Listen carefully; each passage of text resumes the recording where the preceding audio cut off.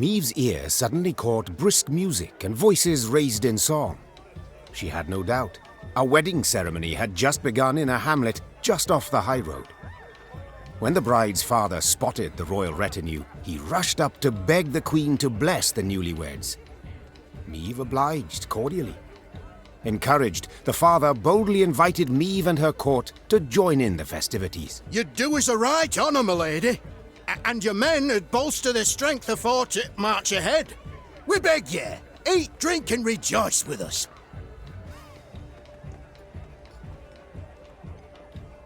I haven't slippers to dance in, but I trust I'll manage somehow. Lead on, good man. The nuptials took place in the shade of a vast oak tree. Then the newlyweds and their guests walked in procession to a barn adorned with flowers. An uproarious celebration ensued. As she watched her soldiers dance shoulder to shoulder with peasants, Meve felt a surge of pride at being their queen. The heart of Lyria. It beat most powerfully here, not in the gilded halls of palaces. Suddenly, a cry went up as strange armed men rushed into the yard. There's the lass! Grab her! Before anyone could stop them, the bandits took the bride and fled into the woods. The drums and fiddles, suddenly silenced, were now replaced by weeping, moaning, angry calls for pursuit. Deep grief upon his face, the host turned to Meve with a plea. Milady, we beg of you, help us!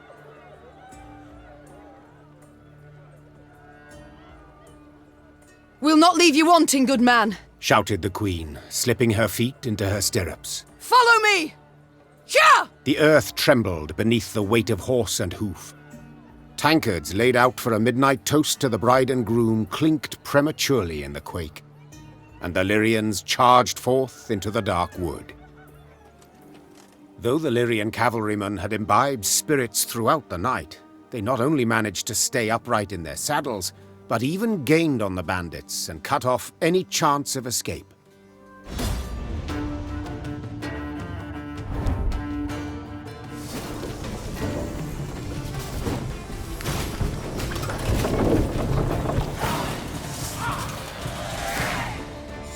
Meve's troops defeated the bandits and rescued the bride, only to be surprised.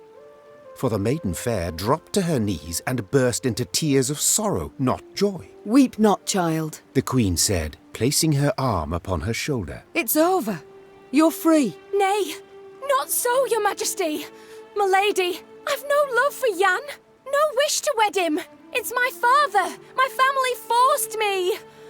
My heart's fimbers. He arranged the masquerade. I beg ye, if you've 1 ounce of kindness, if you've a heart, let us leave this place together and free.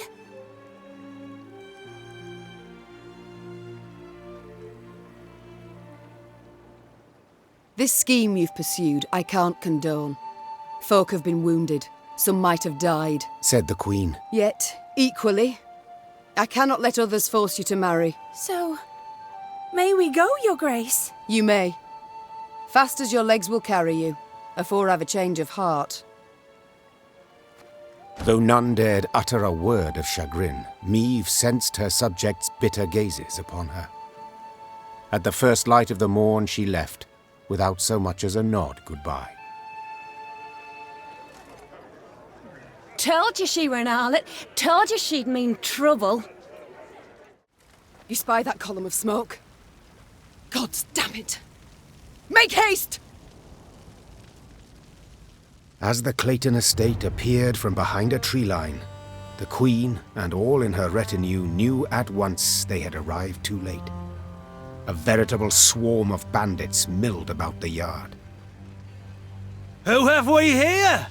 I'll take a gander, lads. The Queen herself has deigned to come and see us.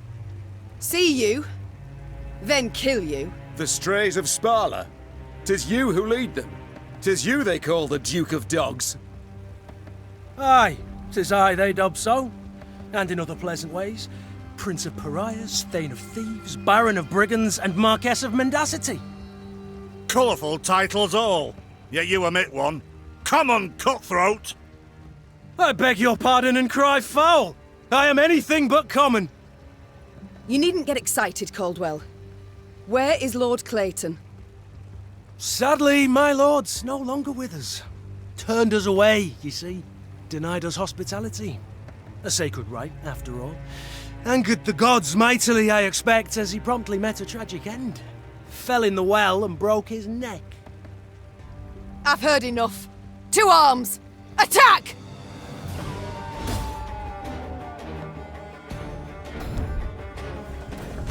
Ho, lads! What say we throw this queen a ball? Ha! Watch your heads! Stand back! 'Tis some alchemical concoction!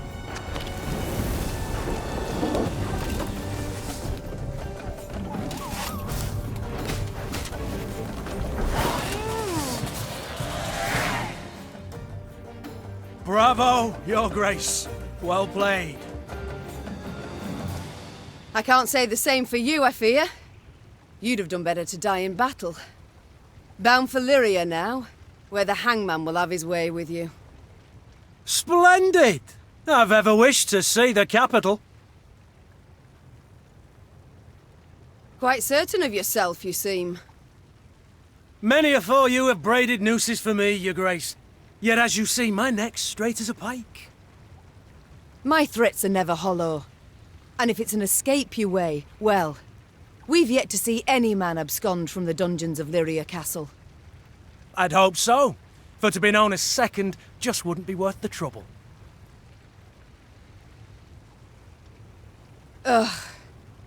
Take him away. As soldiers placed the Duke of Dogs in shackles, there was a sudden commotion. A messenger rushed in, sweaty, gasping for air, smelling of smoke and blood. His gaze spoke terror. Your Majesty, graces. Nilfgaard's crossed the Yaruga. Black-clad hordes. Villages burn. Folk lie murdered. Nilfgaard! Gods help us! They march for Dravigrad. Prince Willem, he can't hope to arrive in time with aid. Help us. You must. Dravigrad. Blast it all. Listen close, soldier. You're to take a fresh mount, ride hard back to your commander and say the Queen comes to repel the foe. Your Grace, begging your pardon, our force. We aren't many. Let's send for reinforcements first, elsewise... Reynard, I've seen Nilfgaard's trebuchets at work. Should we delay until we're stronger, they'll leave no stone standing in Dravigrad. We must ride for the town at once. As her men prepared to march, Meve climbed the manor's tower. Smoke rose in columns in the distance. As more black pillars appeared one after the other, she knew they meant another home, another barn, another mill was in flames. Tears welled in her eyes, yet they were tears of anger. Bastards. If it's war they seek, it's war I shall bring them. Reynard, prepare to ride! First bandits, now this. Misfortune does indeed come knocking twice. In hobnail boots, tramping upon my land. Nilfgaard shall regret this. I swear on all that is sacred and blessed. Suddenly, Meve's force found itself marching straight towards a Nilfgaardian company. To the Queen's surprise, the invaders did not immediately assume battle formation. They proceeded instead in her very direction without a sign of panic. The man leading the Nilfgaardians was clad in rich robes. He exuded pride and the scent of musk. I am Traern Vardifir, Your Majesty. I was asked to present your esteemed grace the ultimatum of the forces of the Empire of Nilfgaard. The envoy cracked the seal on a scroll, unfurled it, took a deep breath, and began to read. I, General Ardal Ebdahi, demand the immediate and unconditional surrender of Lyria and Rivia. Elsewise, I will burn down every city, town, village and temple, place all your subjects in chains, and your armed men, defeated and captured, I will hang along the roadsides as a warning to all others in the barbarous north. As the final threat echoed in Meve's ears, the envoy put away the scroll and stood waiting for her answer, a mocking smile on his face. He allowed himself this insolence, believing the immunity accorded diplomats would shield him from any form of royal ire.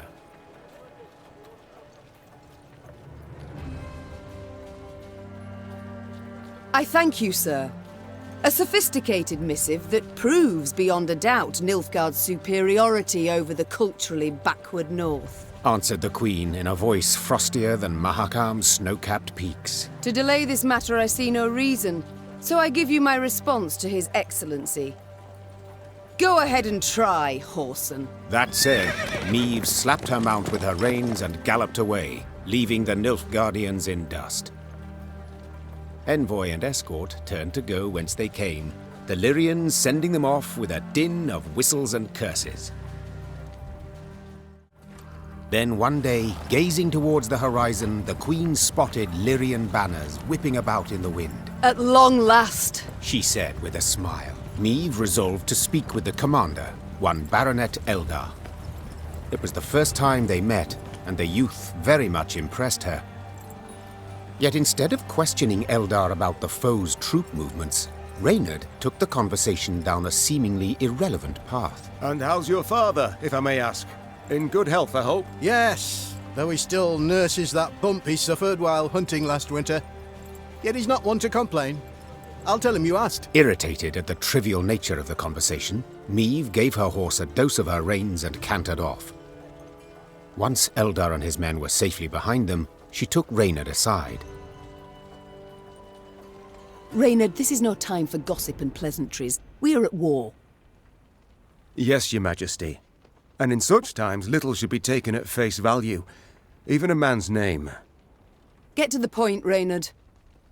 Eldar's father died a month past. His son, I venture, should have known as much. But that means... Oh, the bastard. Impeccable accent, though. I fear he's rather representative of what we face. Nilfgaardian spies are ever well prepared. Tell me, how did you know?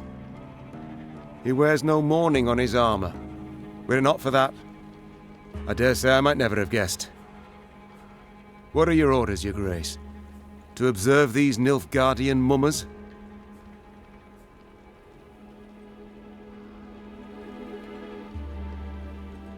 Assemble a force. Tell them to follow our new allies. Observe them closely. As you wish, Your Grace.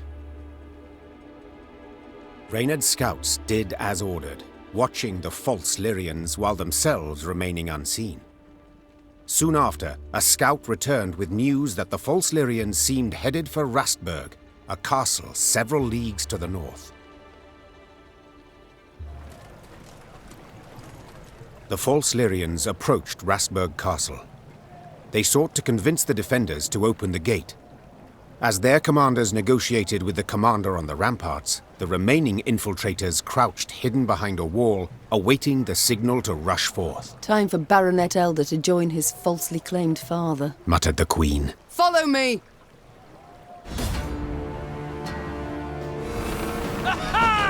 Discipline. That is what you folk lack.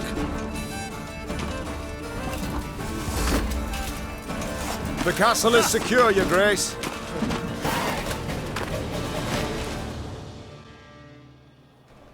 The Nilfgaardians found themselves in a clinch. As boiling oil and tar rained down on them from the walls, they attempted to retreat. Yet Meve's halberdiers cut off their path, and at the fight's end, Meve was victorious. The garrison commander now knelt by the body of the purported Baronet Eldar, in truth a Nilfgaardian spy. He shook his head in disbelief. He addressed me by name. Knew our watchwords. Why, if you hadn't come along, Your Grace, I fear even to think on it. Let this be a lesson, then. Trust no one, not a living soul. Though victory was theirs, the Lyrians left Rastburg in mightily low spirits. They now knew well that Nilfgaard's spies were no less a threat than its heavy cavalry, than its war machines that spit fire. Milady, if I may, the enemy yet lurks. You must bolster your force. You must incorporate a detachment from my unit. Time's the world a day. Can't even tell friend from foe. Treachery round every corner. What the devil is going on? Where are our reinforcements? Why does Willem not ride out to face the foe, relieve besieged towns? I can't say, Your Grace. We haven't had a single scroll from the Prince. Gods be damned. I've the impression I'm alone in fighting the Blackclads. Meve's retinue was riding through a narrow gully when a shrill cry cut the air. And then in order! The gully came alive, and soldiers in black armor rushed forth. A cry in turn went up and down Meve's ranks. Ambush!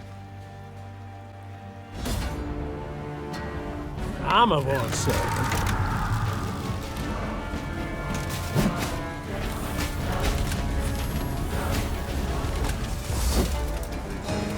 I want them taken alive! I need answers!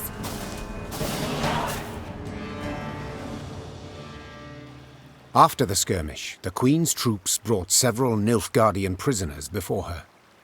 Reynard, who had the best command of their mongrel tongue, interrogated. His first question? How many battalions were marching on Dravograd? Kes, Zagdran, ep Dravograd, ven. The prisoners whispered feverishly, then one spoke on their behalf. They would answer no questions until the Queen pledged to free them in return. The Lyrian soldiers saw this as arrogance and said as much. Conditions they're giving us now? Sons of whores! I say, we find a tree with a strong bough, several...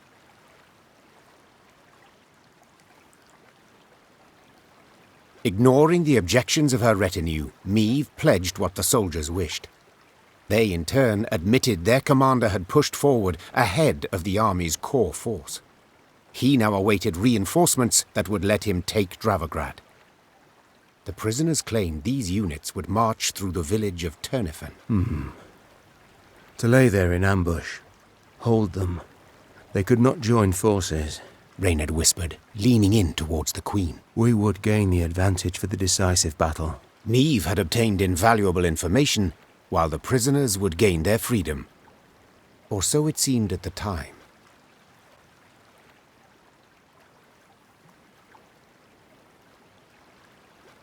I would ask you to pledge to not reveal our position to your commanders, said the Queen. Yet so eager were you to share your army's secrets with me that your word is of no value.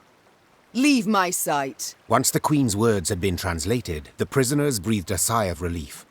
Freed, they ran as fast as they could towards a wood, glancing back to make certain there was no pursuit. But Meve kept her promise. Meve's force made its way to the place the prisoners had indicated, a quaint village named Turnifen. And indeed, soon a cloud of dust appeared on the horizon. A large enemy force approached. We await your order, Your Grace. Reynard peered at Meve expectantly.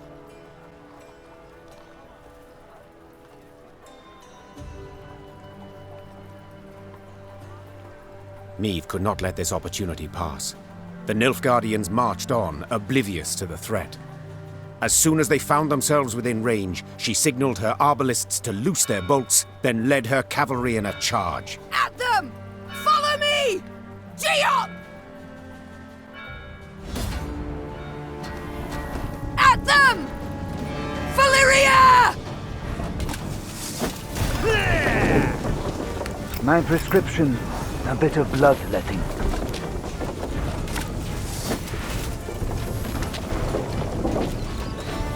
A highly curious case. Splendid! One last push now! Not a Blackclad to remain within sight of Dravograd!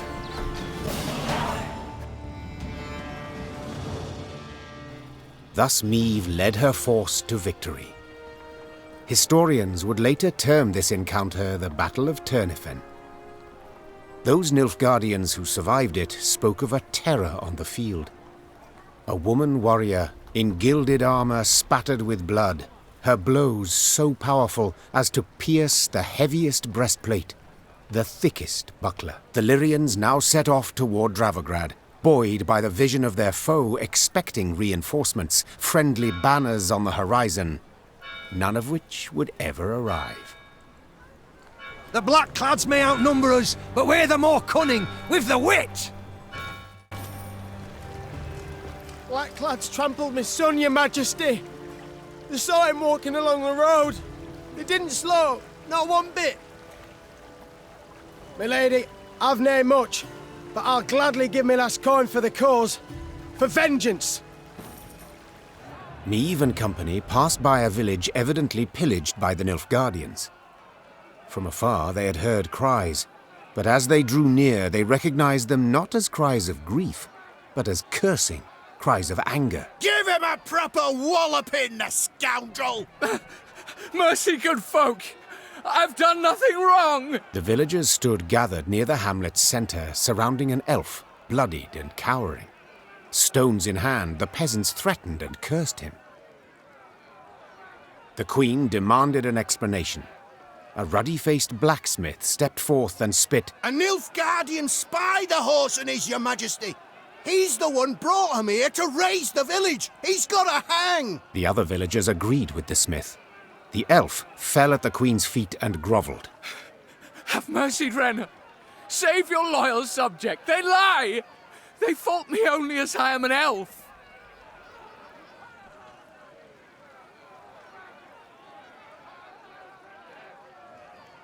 Meve was torn, could not decide who spoke the truth. She thus resolved not to meddle at all. Coming to the elf's defense could only rile the resentful crowd. Later, as the villagers placed a noose around his neck, the elf cursed the queen's indifference to his fate. Devils take you, Bleder Breaker! Devils take you! Your line! Your whole damned land! Meve gave the signal to depart.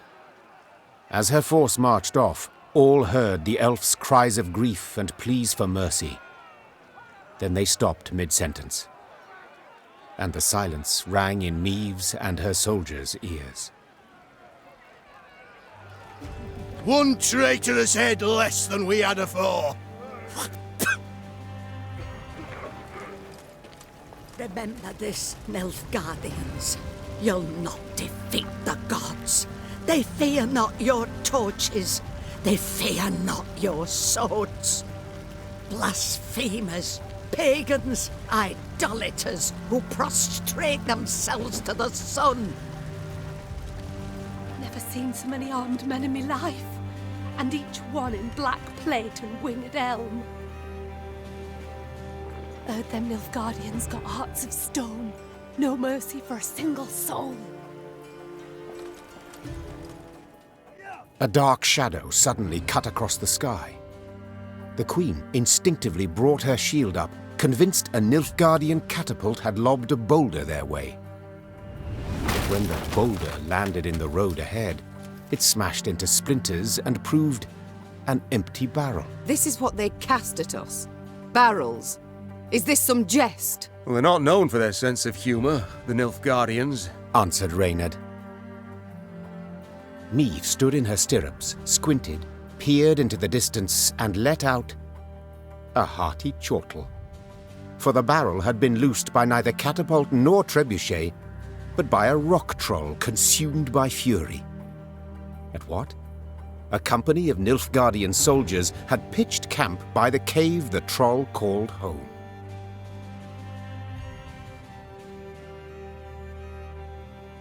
Troll or non-troll? Said the queen, drawing her sword. None deserve to die at Nilfgaard's hands. Follow me! Larum! Essayr Tuvin Avian!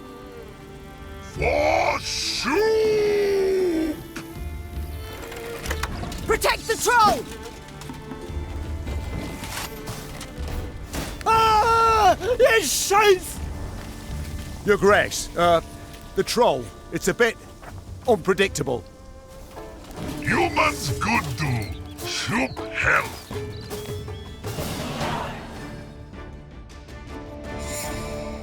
The Lyrians smashed the Nilfgaardian force.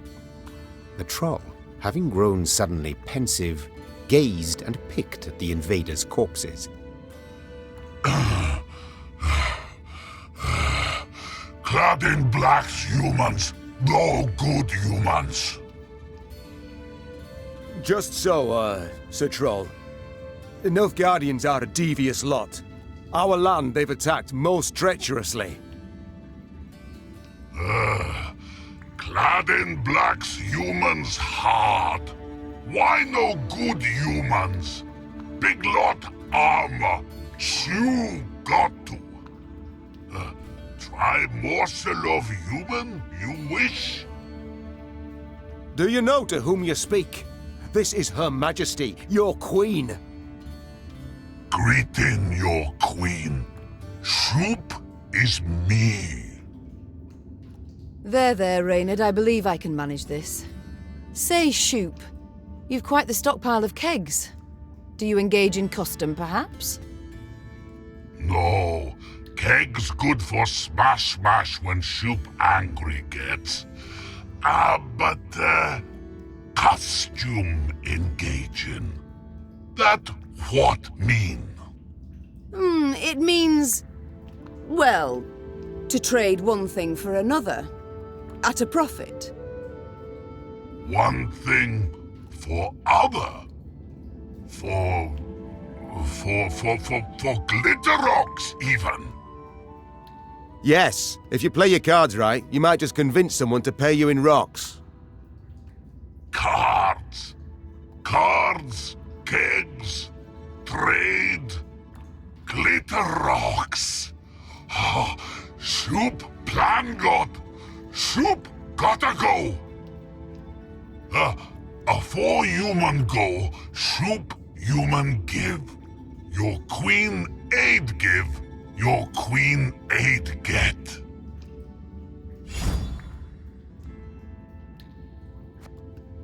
The troll turned on his heel and ran out of his cave, his destination known only to himself. As she moved to leave, a hunch told Meve the world would yet hear of this troll named Shoop. Look at the palisades. The machines of war. Too many to count. I cannot fathom it. Has Nilfgaard sent all its forces into Lyria? No, your grace. But a single army. Gods protect us. The queen uttered a juicy curse. Dravagrad stood before them, Nilfgaardians all round it, 3, perhaps 4 battalions of armoured infantry, arbalists and cavalry behind them. Trebuchet volleys had punched holes in the walls, while battering rams had twisted the main gate open. But elsewise, the city was mere moments from falling to the foe. Doomed! We stand not a chance. Nilfgaard outnumbers us twofold. More! Then our men must put double the spirit into the fight. Double the heart. Lyria! Emboldened by their valiant queen and commander, the Lyrians charged headlong at Nilfgaard's lines into a hail of bolts and arrows. Attack! Rid this city of all black-clad filth! Your grace, I see the commander. We must train our efforts on him.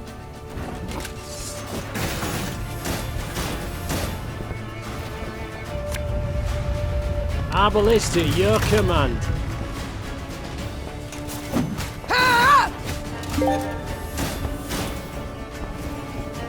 They retreat!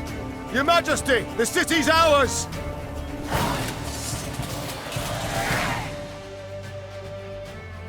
The Nilfgaardians fled in panic, abandoning war machines, shields and arms, even their wounded. The defenders rejoiced. They laughed boisterously, and cries of delight and chanting could be heard all around. "Warrior Queen," they shouted. "Meve! Meve! Meve!" Hear that, your grace? I do. No sound rings more lovely to a ruler's ear. Yet rest on our laurels we cannot. Caldwell, the situation in the town, what can you tell me? Wall breached. Thrice. 400 wounded, near 1,000 without roofs over their heads. All nothing compared to the grain stores. Went up in smoke during the siege. And it's some time yet afore the harvest. Your Grace, the war's just begun, I know. All coins should bolster the army, yet if we leave the folk of Dravograd no gold, there will be hunger, with all the attendant discord.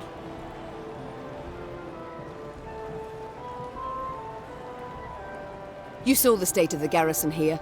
Its men fought barefoot, no foot wrappings even. Is my meaning clear?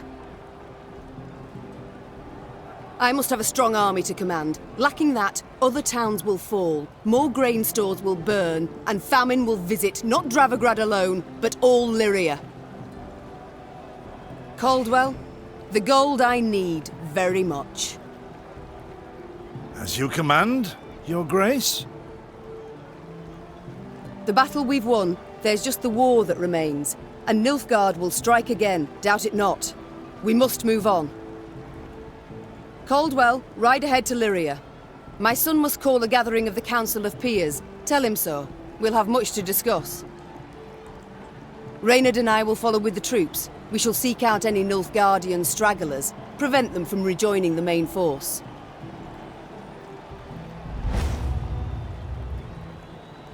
Meve's two adjutants bowed and left the Queen to think. She was hungry, sore from the fight, spent. Yet sensing her soldiers' eyes upon her, she set off for the stable, her gait brisk, her head held high. Horns sounded. Meve recognized them at once as those of the Lyrian vanguard.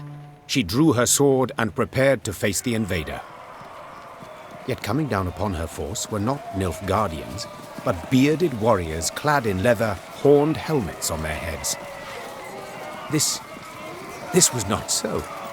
The Queen could not believe her eyes. Skelligan raiders? This far inland? But this was no time to be bewildered. Meve spurred her horse. It neighed and reared, and then the twain leapt into the fray. The Skelligers fought hard, fought bravely, brought mayhem. Yet the Queen's ordered, disciplined force won the day. The islanders seemed entirely undismayed at their defeat. A trait of theirs, I must admit, I've ever admired. Well, you're right scrappy for landlubbers. Lippy Goodman applauds you for your pluck, Queen. When we sup, me and the lads will drink your health.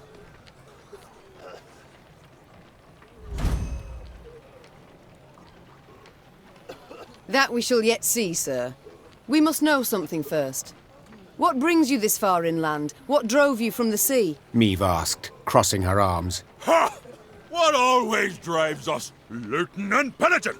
The coast's picked clean since long, so we set our longships up the Yaruga for gold and glory! Amusing.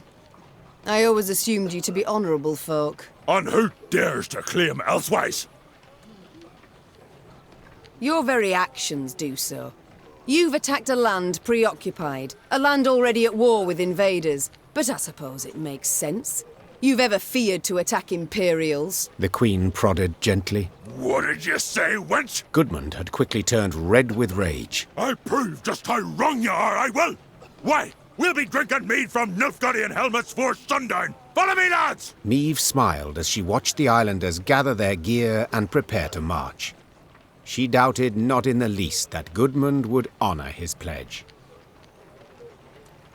Here the damage seems not so great. It appears Nilfgaard's not yet turned its forces towards the capital. We're likely to encounter no more than pathfinders and foragers. So I hope. The Nilfgaardian invasion necessitated certain steps. Meve had dispatched scrolls to her garrison commanders, based upon which they were to announce general musters. She'd hoped that by the time she reached Crydam, fresh recruits would be waiting to join her growing force. Alas, the commander of this fort, one Sergeant Griggs, had only bad news. Your Majesty, I've not the numbers to man the walls even. The call to arms brings few new recruits and more men desert each day. Folk are terrified something awful. They don't believe in victory.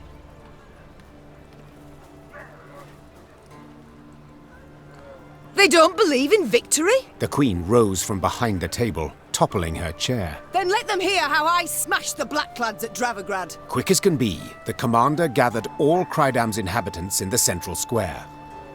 Meve stepped out in front of the crowd and recounted her most recent victory. the folk of Crydam listened with bated breath. And so, we must stand together. Fight, arm in arm. Be a wall against which black-clad hordes will be dashed. The townsfolk responded with thunderous applause, yet enthusiasm is rarely long-lived. That born of Meve's fiery words had dispersed after but a few days.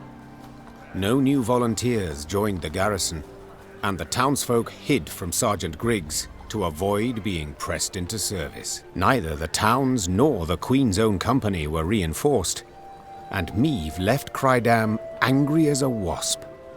As Meve and company traversed the ruddy meadows, strident voices reached their ears. I beg your pardon. I've heard enough. A duel. I challenge you to a duel. A duel? Nonsense. I'd sooner lay you across my lap and give your arse a thorough flailing, you scoundrel. The Queen approached the arguing parties. Two nobles, Lords Cartwright and Mansfield. Quickly she ascertained they were up in arms over ownership of an orchard lying between their estates. Assisting both nobles, their kinsmen, armed to the teeth, prepared to leap at each other and crush heads. Upon spotting Meve, the lords lowered their voices, bowed and presented themselves. Yet they could not keep their ire fettered long and were soon casting aspersions again. Your Grace, Mansfield has seized it. No, stolen my land. Land that has been in my family for generations. It is my recompense for your reckless deeds. To burn down me mill in Furchin for a bit of sawdust in your flour? Well, I never. A bit? Oh, let me at him. Farmhands taken ill, cooks feverish, all from that manure. You are a fraud, sir. A fraud and a thief. Though she faced the not at all trifling matter of the Nilfgaardian invasion, Meve agreed to settle the dispute. Reynard, who knew the history of every Lyrian and Rivian family 7 generations back, served as her advisor. No doubt I would find for the Cartwrights. They are in the right here as regards the title to the land. Yet your grace must consider, the Mansfields have ever served the crown and never delayed payment of tribute, whereas the Cartwrights are litigious charlatans who owe the royal treasury thousands, many thousands.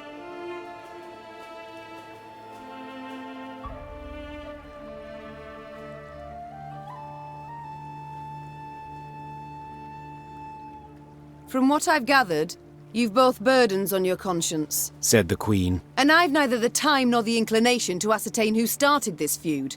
You will split the orchard in 2. Make do with half a piece. But my queen! Should my judgment displease you, Mansfield, I can always incorporate the land into the crown. The Queen's threat silenced the feuding lords, yet it failed to bring their conflict to a close. In a few years' time, they were at one another's throats yet again. You bloated ass-bladder! We'd have managed it ourselves, I told you! But no! Judgment, you had to have judgment! You demanded it! On their way to the capital, Meve and company happened one fine day upon a lone rider. Had I been at her side, I would immediately have recognized his passionate gaze and altogether chivalrous mien. Identify yourself, sir, and your intent. Ache of Denel I am dubbed, and my design I never conceal. The good book says the world is a garden which the gods once conferred upon man, and we men have this garden neglected. In consequence, all manner of filth has made its lair here. Drowners, ghouls, and other kobolds. I have sworn ne'er to rest until the day when, with the gods' help, I have rid the world of these beasts and pests. I wander all lands, seeking out evil and facing it in mortal combat. Who do we spy? A knight-errant? Just as likely a madman. How goes your hunt? Caught the trail of any monster? Monster? Too fair a term by far. An exceptionally vile worm has made its lair in nearby caverns. It is said to be the very distillation of filth. A slither in horror. A mélange of the macabre. Its head, that of a wild cat of Ophir. Its maw full of spiked teeth. The wings of a bat it is said to have. The tail of a scorpion, and from it a thick venom drips. Learned men call this variety a manticore, or mardiacore. Perhaps it will be most prudent, then, to send for a witcher. A witcher? Soulless automatons they are, all, feeding on common folks' fears. What they demand gold to do, I perform without demand of any coin. Sir Ake, far be it from me to discourage you. Your endeavour is noble, no doubt, but from what I have heard, manticores are exceedingly dangerous beasts. To defeat this filth alone could be a difficult task, I'll not deny. Yet try it I must, for it is what I have sworn before the gods. We shall help you find and fight the manticore, provided you then pledge to help us fight an even fiercer and filthier beast. Of course, my lady. Yet what manner of horror is it? A viper? A griffin? A drake of some rare form? Were it only. 'Tis a beast of 1,000 heads, covered in black armor, its fire consuming whole villages. Noble lady, I know bestiaries only in parts, yet I've seen some of the world, and never have I heard of such a terror. You need but look about you, and spot Nilfgaard's legions. Devastating. But you must forgive me, Your Grace. This struggle between realms is not one to which I can lay a hand.